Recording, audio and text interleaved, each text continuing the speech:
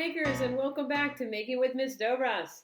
Today we are going to be learning how to make paper snowflakes because it's the holidays and it's cold and we just passed Thanksgiving, so it's time to decorate for winter.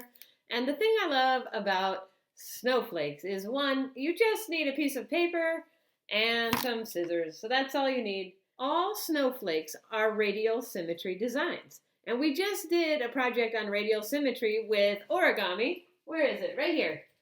Radial symmetry with origami. So we all know that radial symmetry designs have a center point and they radiate out from the center and they're balanced. So whatever's on one side is on the other side.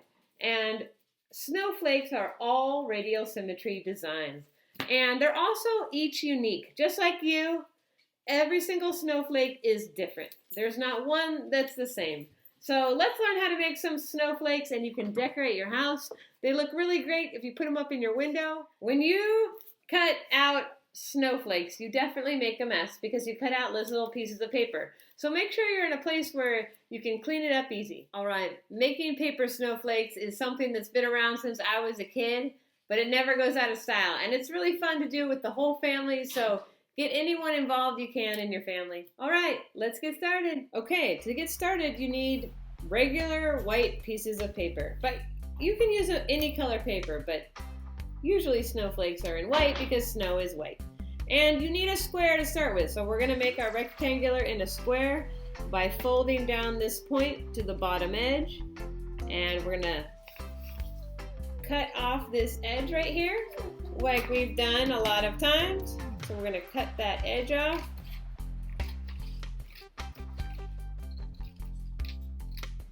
We can save this for another project. All right, so here's our square. Okay, to make a paper snowflake, all you need is square paper. And it can be any size square paper. And you need some scissors. All right, so the first fold is a diagonal fold. So you point the point towards your tummy and you fold it in half diagonally. You get those points together, you bring your finger to the back, and you push out from each side, okay? So that was easy. And the next fold is you take this point and you fold them together. So you basically fold it in half again, point to point. So I match those points up first, and then I slowly push it down. So for all my young students, this is a good time to practice. You don't want to just smash it down, right? You want to do a really nice fold. So you put those points together and you match it up and then you do a nice fold. And then you go over your fold so your fold's nice together. All right? Now I'm going to turn this around again so it looks like a pyramid. And I'm going to fold this corner and this corner together again. The same exact fold we just did. Now notice before I fold it down, I'm making sure all the points are together. And I'm slowly pushing out. It's harder to fold now because it's thicker. It's a lot of thickness. Okay, then that's the fold. See, it was easy. I'm going to do that again really fast. So, we have a square piece of paper. We fold it in half.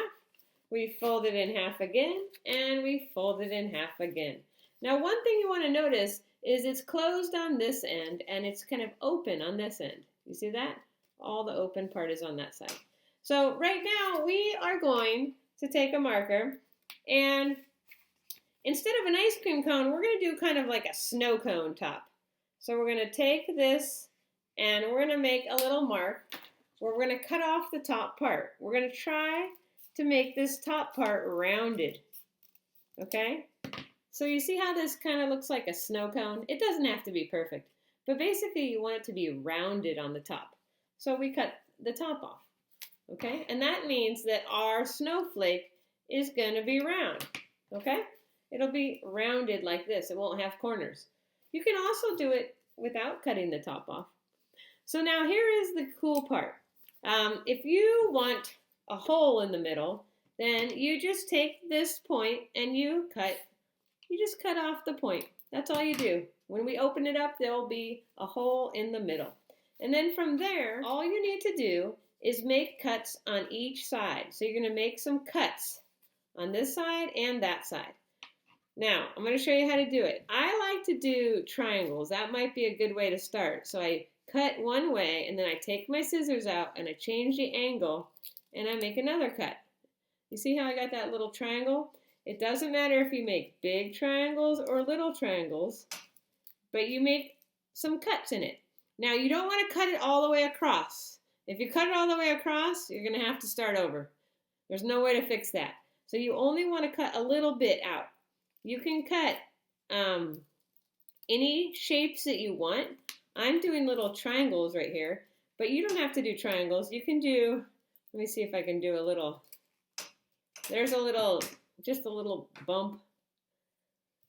You can do any shape you want, and now we take the other side and we do the same thing on this side. Now again, we do not want to cut it in half. That's not going to work on this. You have to only cut a little bit out.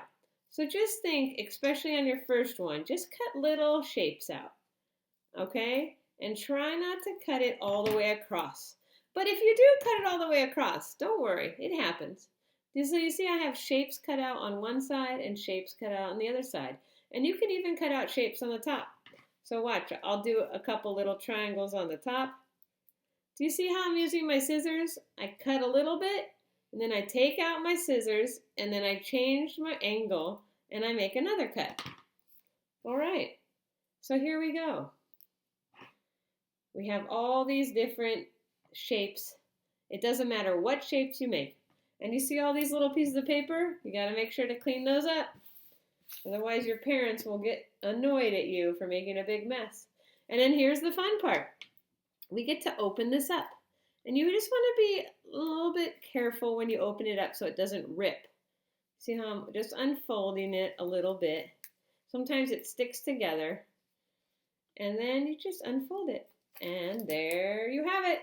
We have our first snowflake. Look at that. Awesome. All right. So now, practice, practice, practice. Make as many as you can. And then ask your parents if you can put them up on the windows. They look really good in the windows. And it'll make it into a nice wintry decoration for your house or your home. Now, when you open this up, if you realize that it doesn't have as many holes as you want, you can try to fold it back up. You can try to fold it back up and you can add another cut, okay?